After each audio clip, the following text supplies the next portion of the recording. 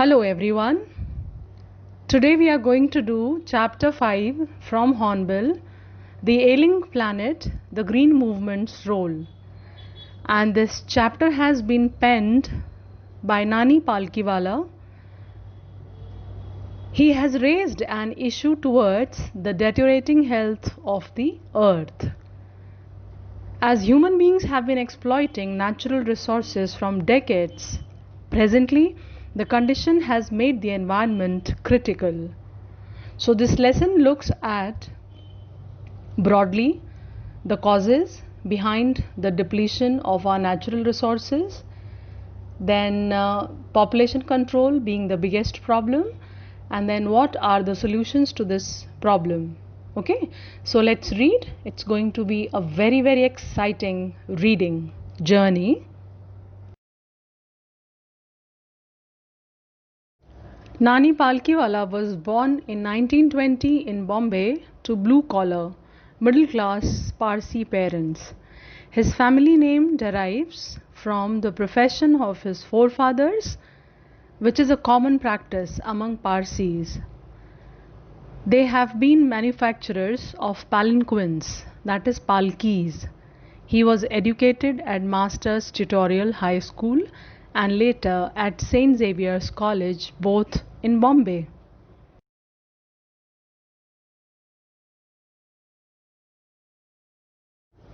He was a dedicated scholar and excelled even though he was hampered by a bad stammer. At college, he earned a master's degree in English literature. He overcame his speech impediment. Upon graduating, Palkhiwala applied for a position as a lecturer at Bombay University, but was not awarded the post. Soon he found himself trying to obtain admission to institutions of higher learning to further his academic career.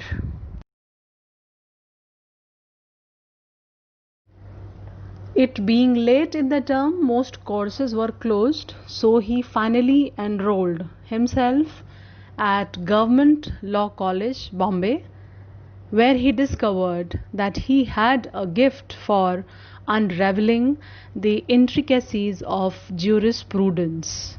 So from there he went on to become a successful lawyer.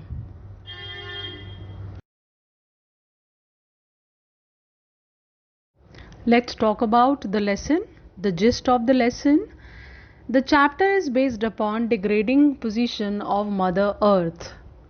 The present scenario of India is highly deplorable, as a report of Parliament's Estimates Committee highlights near catastrophic depletion of India's forests at the rate of 3.7 million acres a year.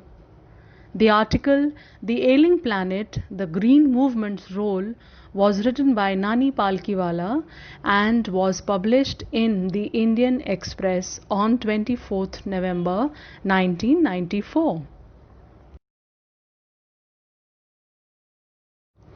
After reading the entire chapter, the summary of the lesson can be that it is a sad commentary on the gradual deterioration of our environment.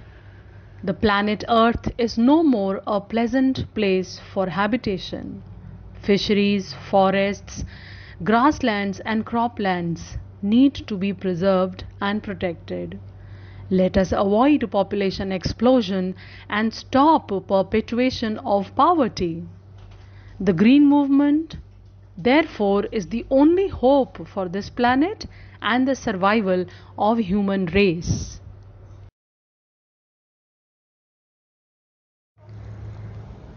Can you imagine where are we headed to? Having caused so much of destruction and ruckus on the planet Earth, we still are sleeping and we are still procrastinating. Why don't we realize what we are headed to? Dry soil, no rain and no water. So this situation is very soon going to come if we don't realize the importance of the green movement, and which is what this chapter has discussed in detail, and it makes you aware at the end that you have your duties, you have your responsibilities towards your Mother Earth.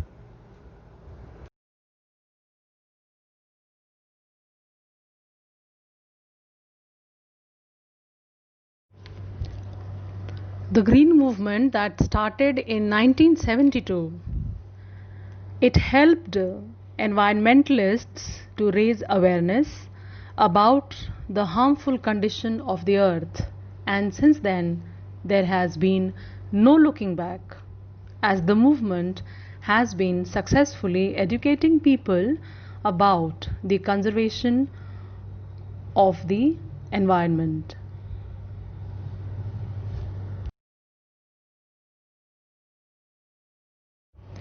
Meanwhile, there is a notice that has been read at a cage in the zoo at Lusaka, Zambia, and the notice reads, "The world's most dangerous animals."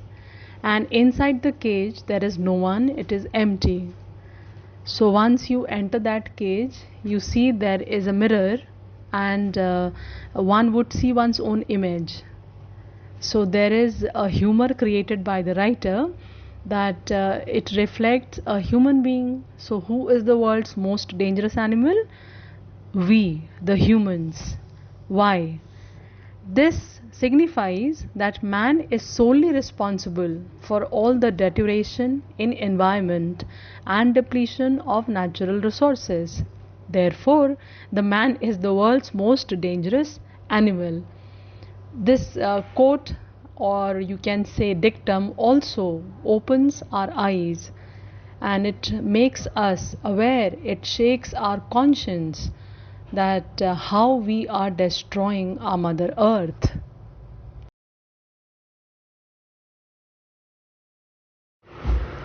This green movement has brought a paradigm shift in our perceptions from mechanistic view to a holistic and ecological view, due to which now we regard the earth as a living organism. It is an enormous being and we all are its parts. It has its own metabolic needs and vital processes. Therefore, we must respect and preserve them. From here only, there has been a rise in the concept of sustainable development also. Sustainable development has been defined as the development that meets the needs of the present without putting in danger the ability of future generations to meet their needs. In other words, the present generation would not deprive the natural world of the resources the future generations would need.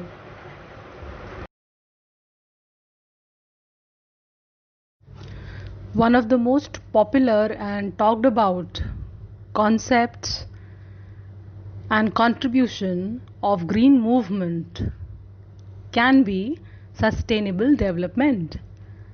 So how do we define sustainable development? Sustainable development is the economic growth without depletion of present natural resources and without compromising the needs of future generation.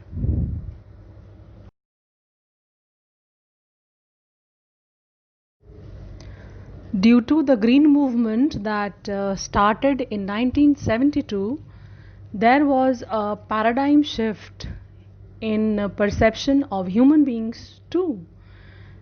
And this is paradigm because it was massive and it occurred at all the places in the world. So what was this shift? The shift was from mechanistic view, we became holistic and ecological. The view of mechanism turned to holistic and ecological view of the world. Now what does that imply?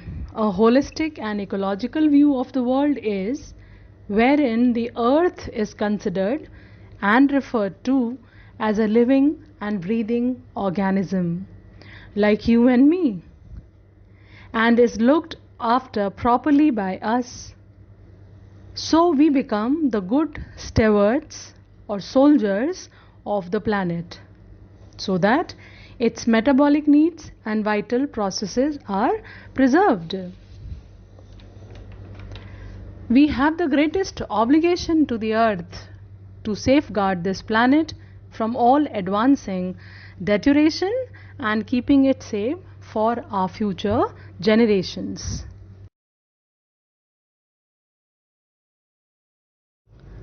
Further, the writer goes on describing about the major biological systems of the earth.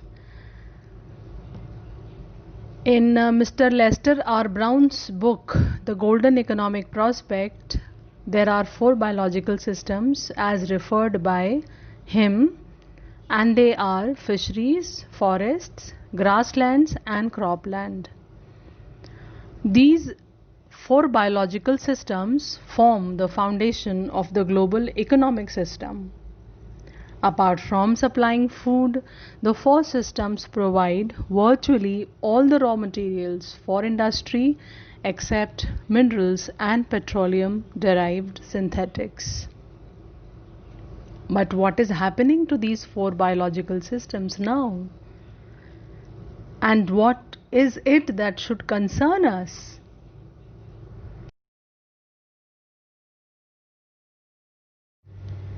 As the writer has told us that there are 4 principal biological systems which are being harmed and which are gradually deteriorating and depleting. So the next he goes on to tell us how we have impaired and depleted these resources. And human claims on these systems is reaching unsustainable level.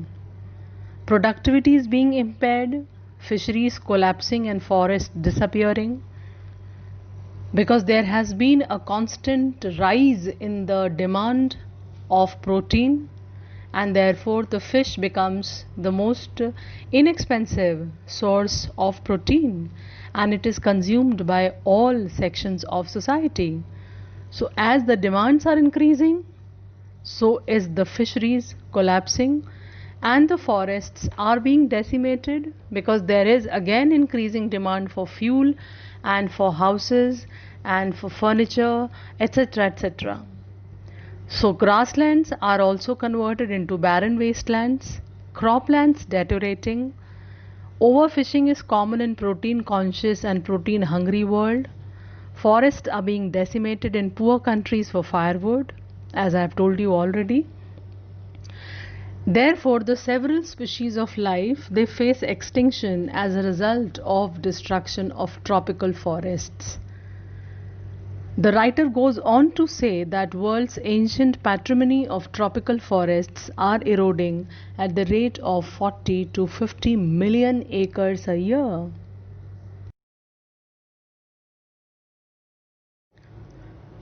Why is our planet damaging?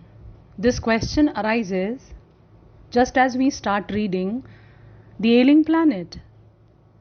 And this is the most debatable question which has come into existence after Green Movement, and realization also has come to people. Realization is that man is the most dangerous animal, and mankind is now the number 1 cause of all the destruction happening on earth, as well as trying to destroy each other on the battlefield. We are the cause of a series of other disasters, beginning with the industrial exploitation of the resources of the earth. This has become specially bad since the population of the earth has tripled in the last 50 years to a point which, even with more efficient means of distribution, there is simply not enough food to go around, and hence there is depletion of the resources, as we have discussed in the previous slide. So the forest, fisheries, grassland, cropland, all are deteriorating and depleting because of this increasing demand for food and fuel, because of the increasing population of mankind. Population has impacted in not one way but various ways. Of course, topping the list is population growth, and this population growth has harmed nature or planet Earth in many ways. There is environmental pollution, there is depletion of resources, there is extreme industrialization, due to which there is depletion of ozone layer, and then finally global warming, which has been causing major environmental changes all around the world. So it's high time that we all must become aware and we start making plans and strategies to fight with this menace, and that is population explosion. How can we curb it? How can we check this booming population?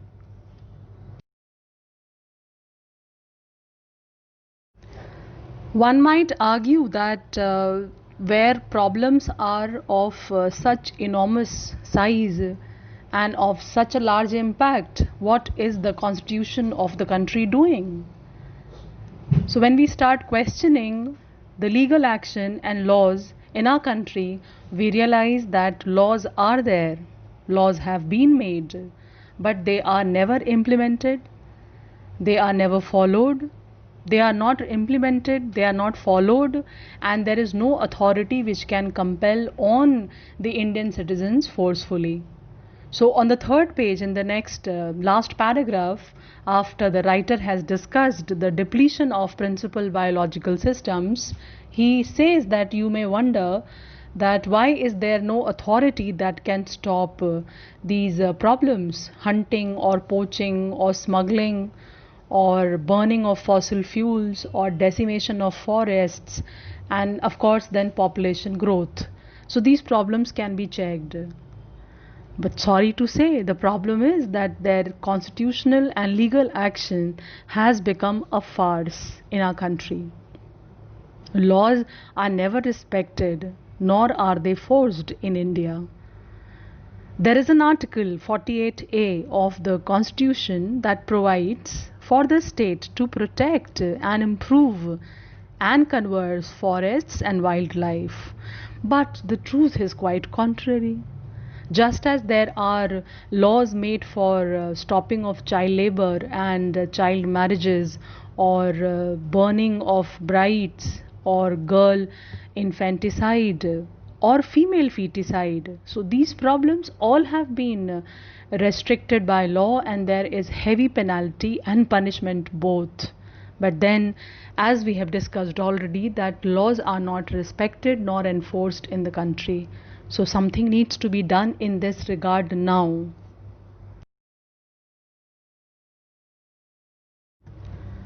And therefore the present scenario is highly deplorable.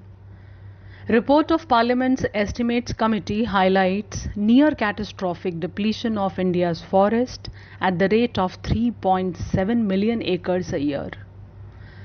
Unofficial reports indicate 8 times the rate indicated by government statistics. So you can imagine at what rate our forests are being felled down and decimated. On the other hand, a 3-year study conducted by United States using satellites and aerial photography warned of the critical condition of the world environment. And similarly, growth of world population has jeopardized the future of human society. It took 1 million years to add the first billion, and at present the world population increases by a million every 4 days, with total population of 5.7 billion when the chapter was written. Now it stands more than 7 billion.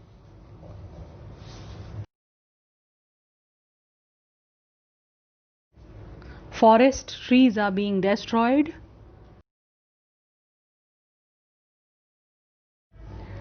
So in the next 2 pages, writer has taken population explosion seriously, and he has gone on to describe the impact that it has created, and he also discusses that the only solution to all these problems is population control, and therefore development is the best contraceptive, as fertility falls when incomes rise, which means that there has to be literacy and there has to be progress.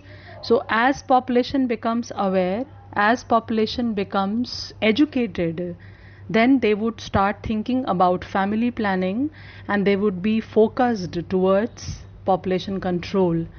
So education spreads and health improves. No development is possible when there is population explosion. Rich get richer, poor beget children, condemned to remain poor. And there is also a darker side which the writer has discussed here, which is politically incorrect. That is, compulsory sterilization should not be suggested, is not suggested, but instead voluntary family planning should be promoted. So awareness has to be created on all fronts by government, state and center both, and schools, homes, neighborhoods. Everyone needs to work together as a team in order to promote awareness for family planning. Choice to be made between control of population and perpetuation of poverty. Now this is very important message of the lesson. We have to teach us, our people, that they have to now make a choice. What do they want actually? Do they want to live in everlasting poverty, unending poverty, which they have been living in for past 100 years? Or they actually want to move ahead on the path of development and progress, and they want to make the country a developed nation, a developed country, as we have in the world great countries like America, Brazil or Israel or France or Russia or Japan, let's say. Even China, which has the largest number of population, even China has been able to control its population. And last but not the least, as the writer says, that population control should be given top priority in our country also. Otherwise, we would be lagging behind and we would be falling short in the list of the developed nations, and it would take maybe another century to be in that list. So the most important point that the writer has made towards the end is the population control. At the end, this message goes very strong, which was written by Mr. Lester Brown in his book, The Global Economic Prospect. We have not inherited this earth from our forefathers, we have borrowed it from our children. And therefore, we have to maintain and preserve this earth so that our children can use it. And that is sustainable development.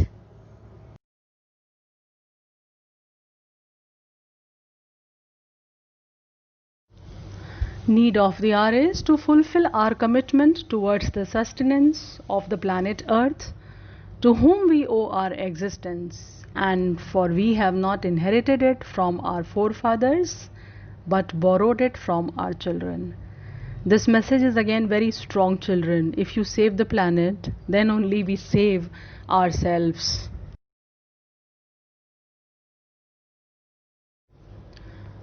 There are very easy 8 ways to save our planet. It is just that we have to make a conscious effort from today, when you have read what to do and how to contribute to preservation of our planet. First of all, recycle glass. As recycled glass reduces related air pollution by 20% and related water pollution by 50%. Secondly, turn off computers at night, because by turning off your computer, instead of leaving it in sleep mode, you can save 40 watt hours per day. That adds up to 4 cents a day or $14 per year. You can change that into rupees as well. If you don't want to wait for your computer to start up, set it to turn on automatically a few minutes before you get to work, or boot up while you are pouring your morning cup of tea.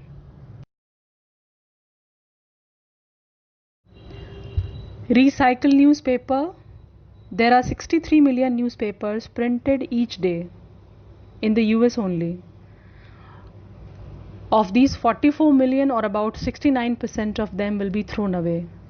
Recycling just the Sunday papers would save more than 500,000 trees every week.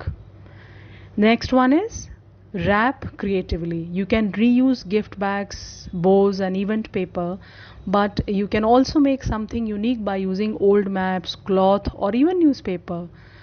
Flip a paper grocery bag inside out and give your child stamps or markers to create their own wrapping paper that is eco-friendly and extra special for the recipient.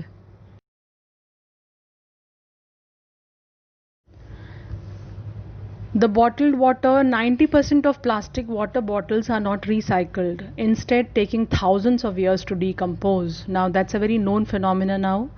So what we can do is we can buy a reusable container and fill it with tap water, a great choice for the environment, your wallet, and possibly your health. And next is planting a tree. There is no other alternative to this. It's good for the air, the land can shade your house and save on cooling. And they can also improve the value of your property. So make it meaningful for the whole family and plant a tree every year for each member.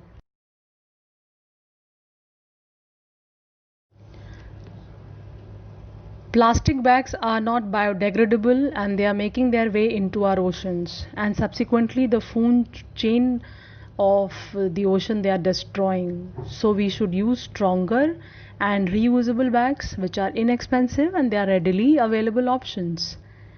And last but not the least, let your fingers do the walking. Online, consider if you really need a paper phone book. If not, call to stop phone book delivery and use an online directory instead. Some estimate that telephone books make up almost 10% of waste at dump sites. So if you still receive the book, don't forget to recycle your old volumes. This is one area where we Indians need to learn a lot. So the message is drive less and drive smart. Why? Less driving means fewer emissions. Besides saving gasoline, walking and biking are great forms of exercise. So explore your community, mass transit system, and check out options for carpooling to work or school. When you do drive, make sure your car is running efficiently. For example, keeping your tires properly inflated can improve your gas mileage by more than 3%. Every gallon of gas you save not only helps your budget, it also keeps 20 pounds of carbon dioxide out of the atmosphere. So from today, drive less and drive smart.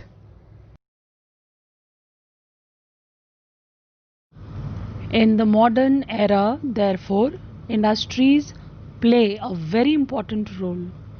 They have a very great responsibility, and the industrialists who are chief executive officers, they have to consider themselves as chief environmental officers, since the industries emit lots of waste, pollution, and they are responsible for causing 50% of the pollution of the world.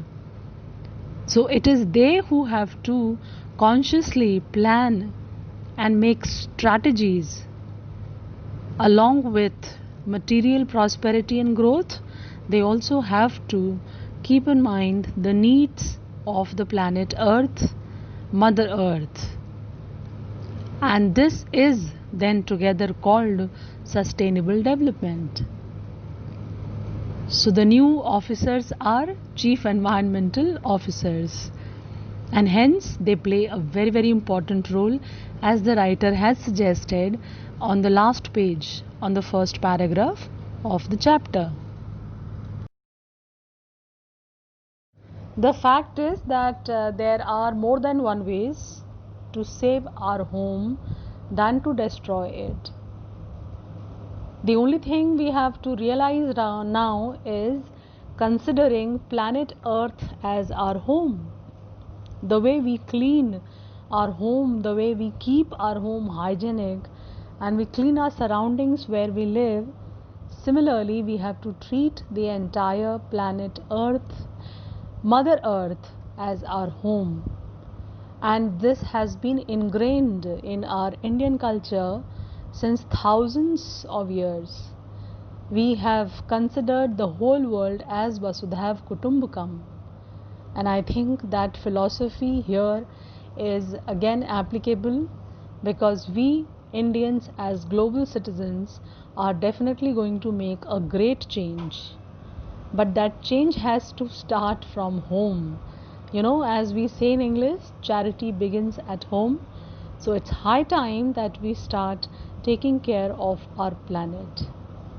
I hope you enjoyed reading, and you have loved the message, and you would be keeping in mind the content which the writer has tried to inculcate in you, and you go home with this value in your mind that you have to preserve your planet Earth. Thank you.